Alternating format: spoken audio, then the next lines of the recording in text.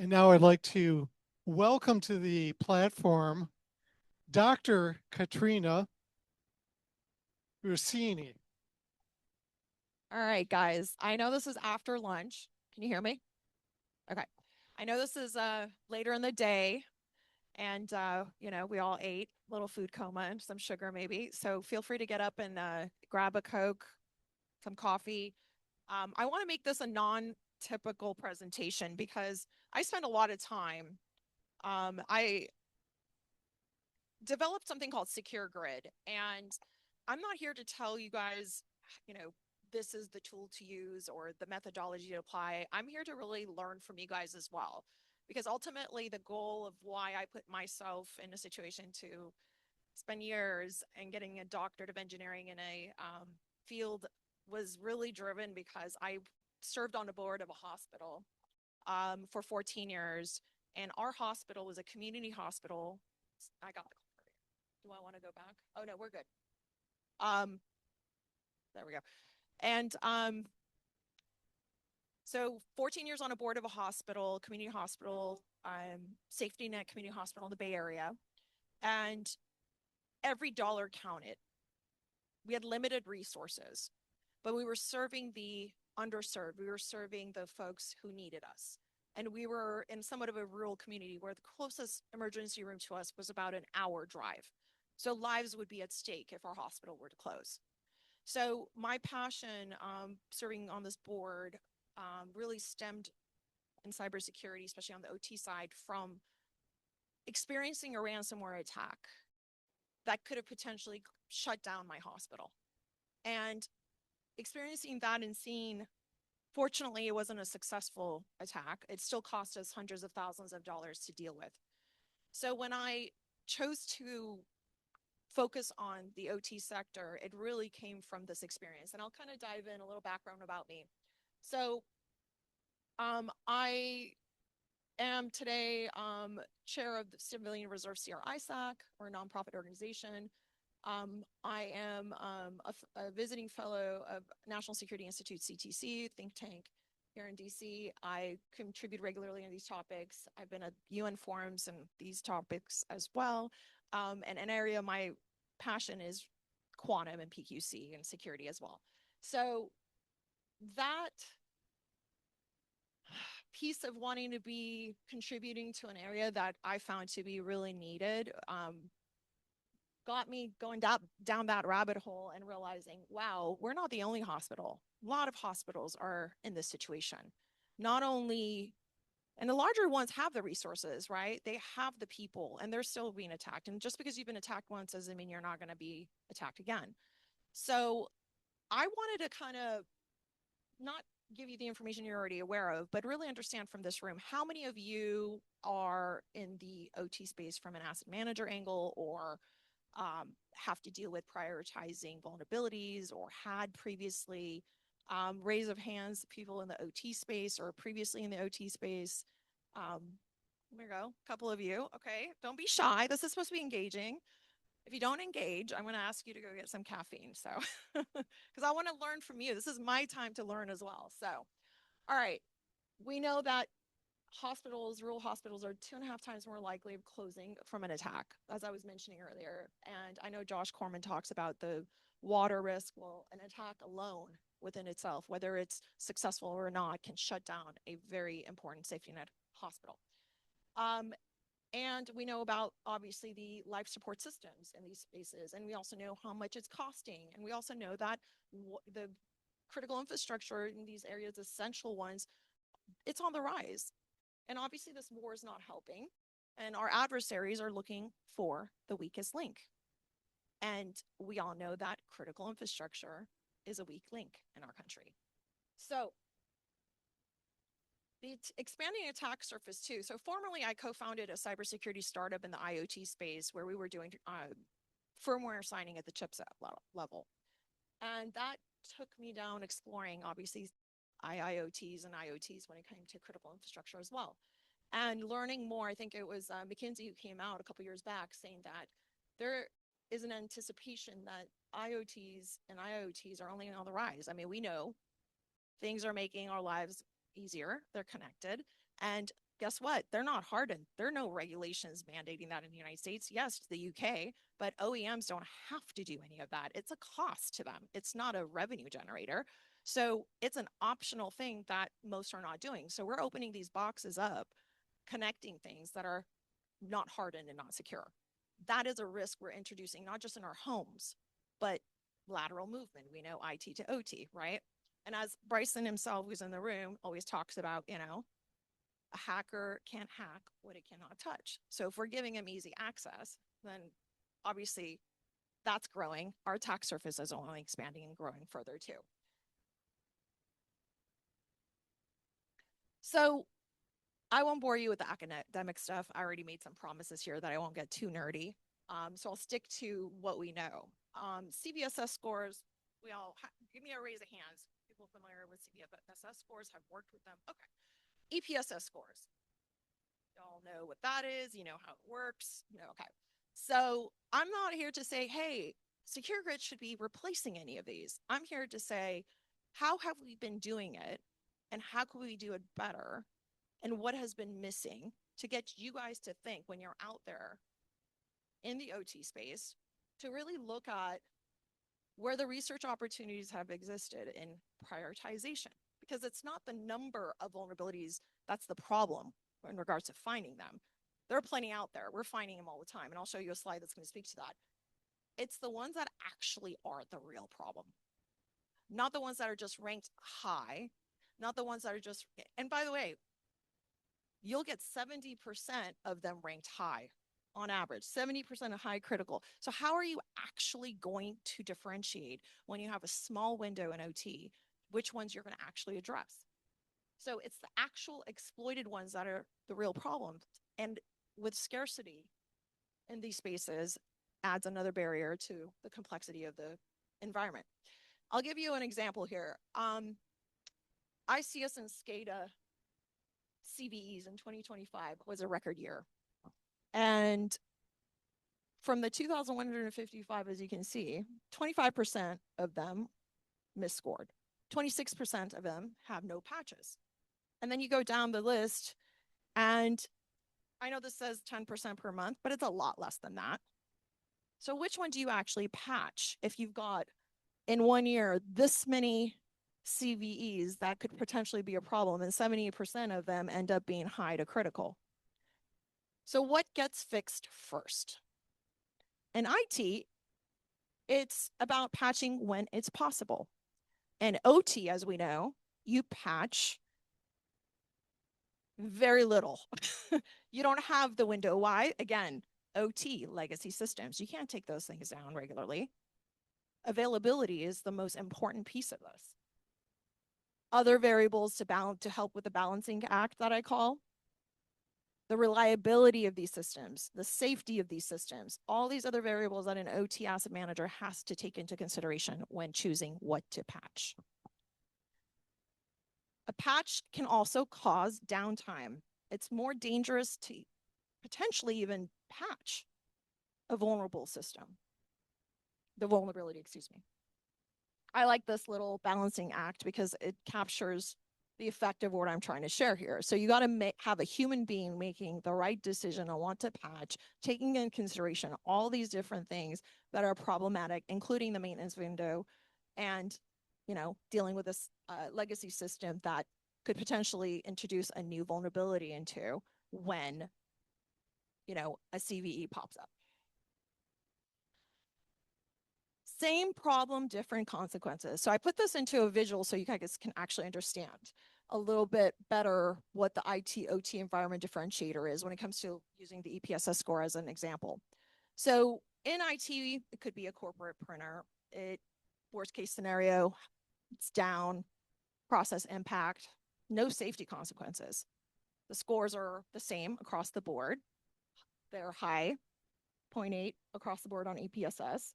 Where in OT environment, it's compensating the controls of our water systems, for example. And a failure could mean a chemical dosage failure. It could mean public health risk. It could mean casualty, human lives. So you can't use a scoring system to say, all right, well, we've got all of these, which one do we do first based on this score? So context truly matters in OT. It's just determined by physical consequences, not a probability score. And that's where context comes in. And that's where my research took me. So context has truly been the missing layer because we know impact. How bad is it? How likely could be exploited? But where's the actual physicality in this? The actual what happens, the physical consequence, and then deciding what to prioritize. So SecureGrid, I know this is getting in front of the introduction to SecureGrid, but when I was doing my research, I used 1,000 CVEs that for, with implications of ICS environments and OT.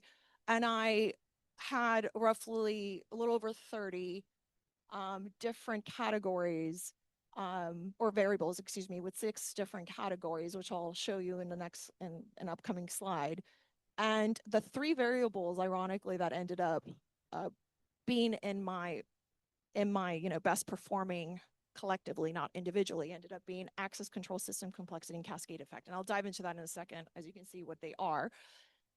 What the real takeaway from this is, as human beings, when we are out there as, let's say, pretend you're, if you're not in the OT space, let's pretend you are, and you're in charge of, deciding which CVE to patch first and so forth, and you are given a list and your top performances are, let's say, 1, 2, 3 are out of the 10 top performing ones pop up, wouldn't you as a person say, okay, well, if these are my top performance as far as what could potentially be exploited, as far as the context goes, wouldn't you select the first top 3 as the ones you would choose to actually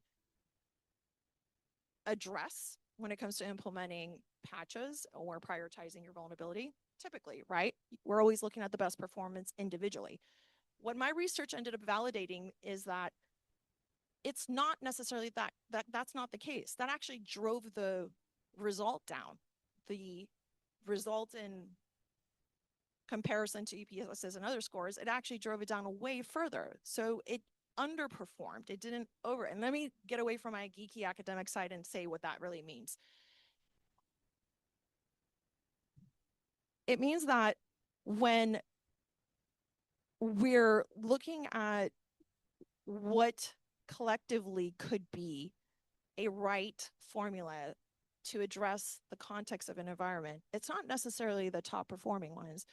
It could be others, but how would we know that without actually testing it out? So this is what SecureGrid enabled me to do.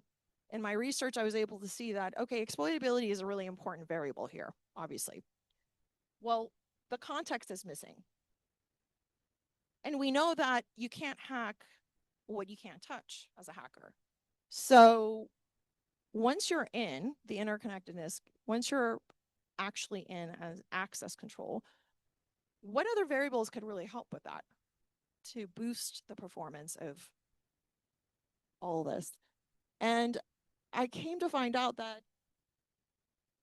the downstream impact popped up, even though it wasn't one of my top 3 or top 5, I believe it was like a 7 or 8, it ended up being one of the better performance collectively with access control.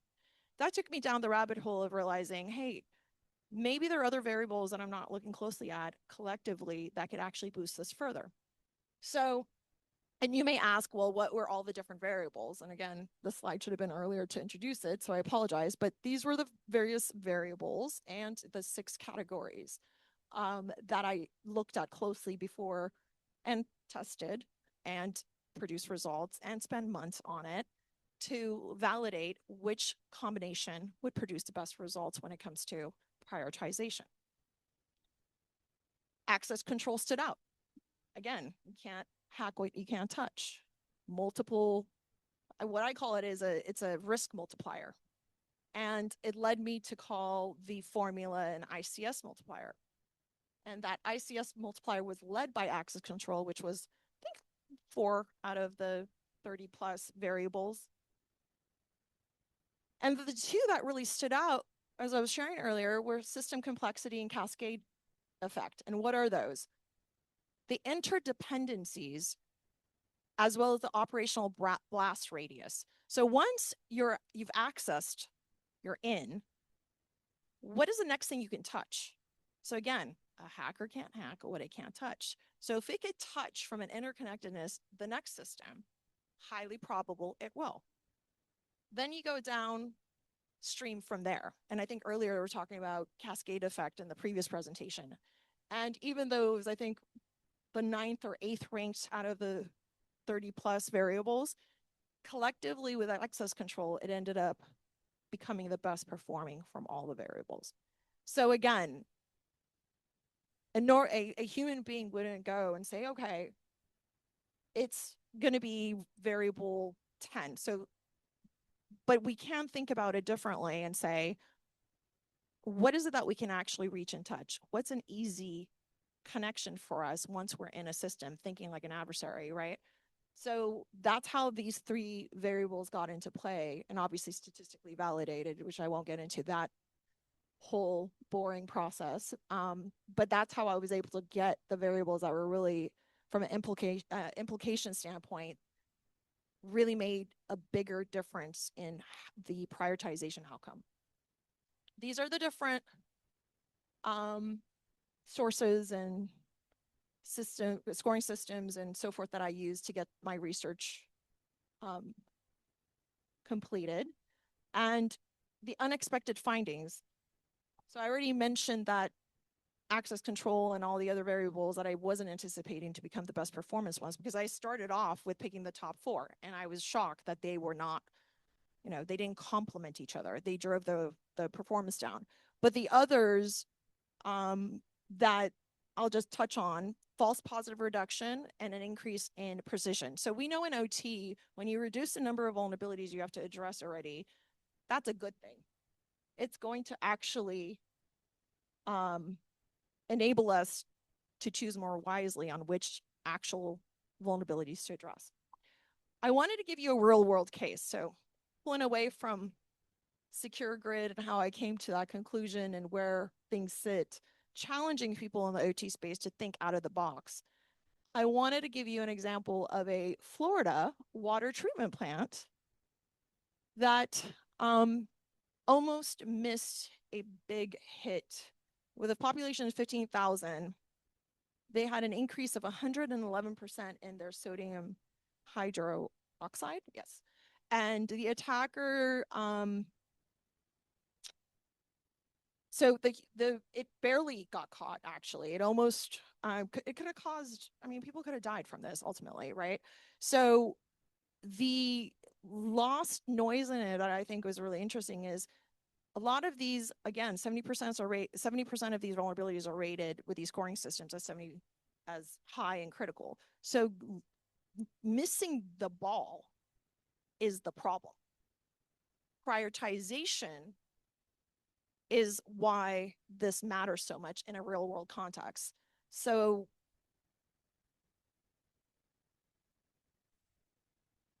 it's about which high actually matters. And I know I touched the precision and the false positive, so I won't go through it. And then obviously with the outcomes, well, what does this actually do to the operation itself? Maintenance windows are used better, because if you have 1 or 2 maintenance windows that you can actually, for a legacy system or any of your systems in that environment, you're going to be able to address the vulnerabilities that truly matter.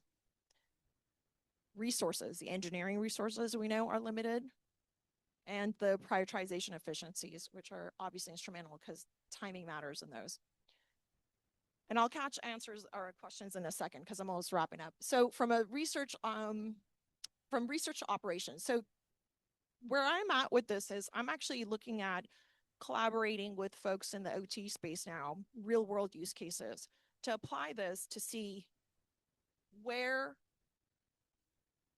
how, to see the real results, to fine tune it further, and to actually be able to put SECUREGRID out there in the real world if it's really going to make a difference to where a CVE could be caught before a disaster occurs. So I am at the stage where this is, by the way, the first time I'm actually publicly sharing SECUREGRID outside of academia, which I'm really excited to kind of debut that here at Critical Effect DC. Obviously, the timing is right. And I'm exploring grant opportunity and support, evaluating real world applications. I'm open to ideas and conversations. If you guys can find me, share your thoughts. Connections matter here. I'm looking at taking this to the next level and not just having it sit as a publication so that it could be used, if it is as effective as I'm obviously believing it is, to be of value to our critical infrastructure. So here's my QR code on LinkedIn. Feel free to add me, and let's connect. Any questions?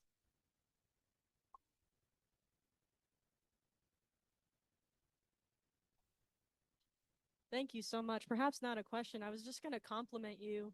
If you go back to that Oldsmar slide, I love that you showed that, because when you're talking about— Which slide? Yes, this one right here. In this particular one, just because I live 15 minutes away from this plant, a remote attacker actually got in, right? And so SecureGrid would have probably detected some of the, I would say, weaknesses associated with that specific sensor. And it boiled down to, according to open source news, there was a remote attacker. It was an attacker remoted into the system. And if they would have done basic cyber hygiene, like enabled multi-factor authentication, right, something like that would have happened. So I just wanted to compliment and echo your point there. Thank you, Shadia. Yeah, I mean, there's a lot of, hygiene we have to do around these things, but, the folks that are in charge of this are already overwhelmed, and they're only getting more and more overwhelmed. So I think having the right tools, and again, SecureGrid's I'm not here to advocate to say, hey, only use SecureGrid or it's better than EPSS. I'm here to say, here's more information that could be valuable to you guys out there in the field that could catch that CVE that you're talking about, Shadia, so that people in your communities are protected. So thank you for that comment. Any other questions? Just real quick, have you looked in to see how SecureGrid works with or could work with like Dragos's Now Next Never risk framework? No, but I would love to. Okay. So that's one of the things. Interesting to kind of fold in when you're looking at the CPSS's SecureGrid and then that framework on top of it. Absolutely. Might add some.